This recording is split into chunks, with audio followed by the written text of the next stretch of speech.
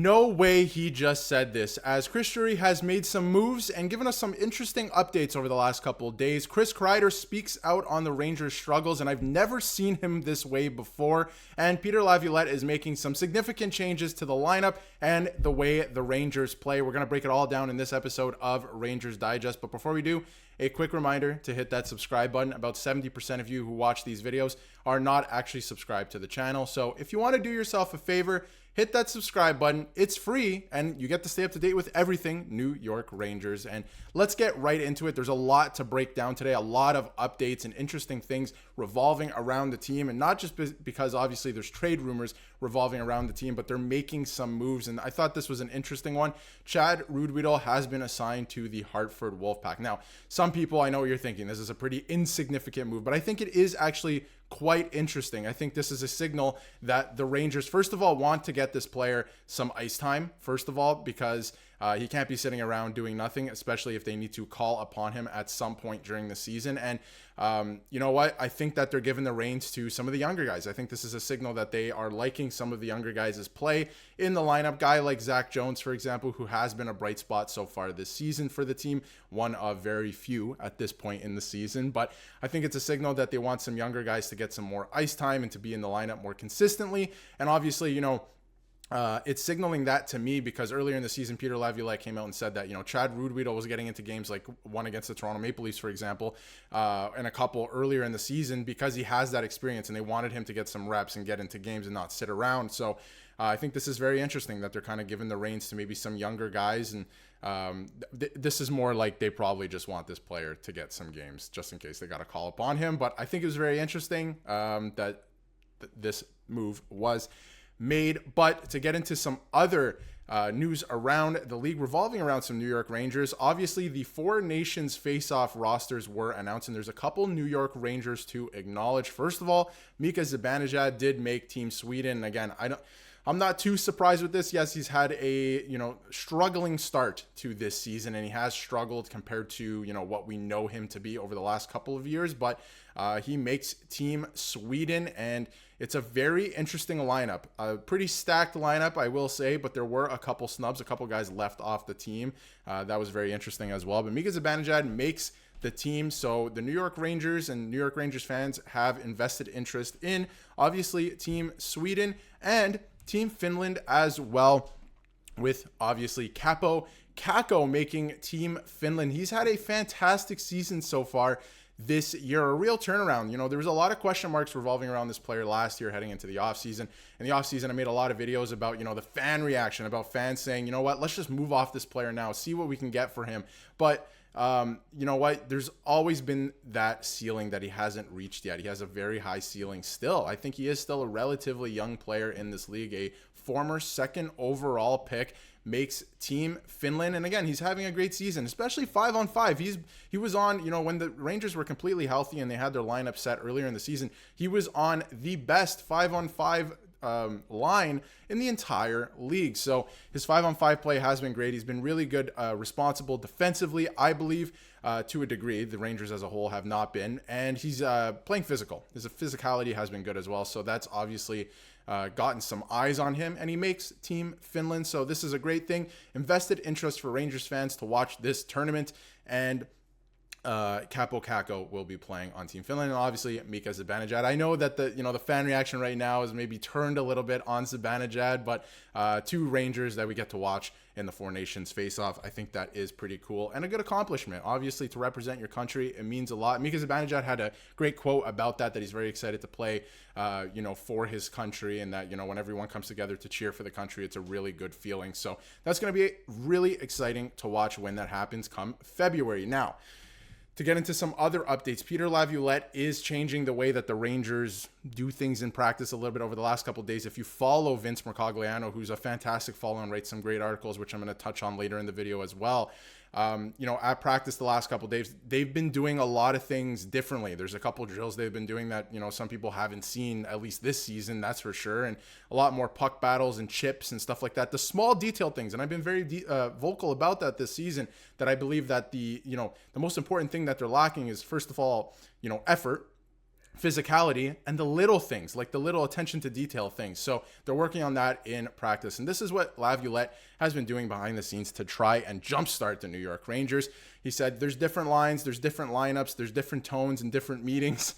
A little bit of Dr. Seuss in there from Peter Laviolette. There's always things to try and shake it up. Ultimately, we have a group of guys that's found success in the past. We need to find success, and I believe that the answers are in the room. Now, I've been pretty vocal about this the last couple of videos and the last little while. Firing Peter Laviolette, I don't believe will solve any of the Rangers' problems at this point. This core has seen, and yes, there's some players in and out, but this core, for the majority, has seen 3 different head coaches at this point. And Peter Laviolette is a very accomplished coach in the National Hockey League. He's won a Stanley Cup. And yes, he is getting older, so maybe a little bit out of touch. We see that sometimes, but I don't think that's the case. I think he is a good coach. This is a team who's made the conference final twice in the last 3 years, right? So, or 4 years, I guess, at this point. But I don't know if firing him is the answer. And it sounds like he's trying a bunch of different things. And if the players don't respond at some point, it's on the core group of players to get it done. There has to be some accountability. So he's trying a bunch of different things. And like I mentioned, in practice, if you follow Vince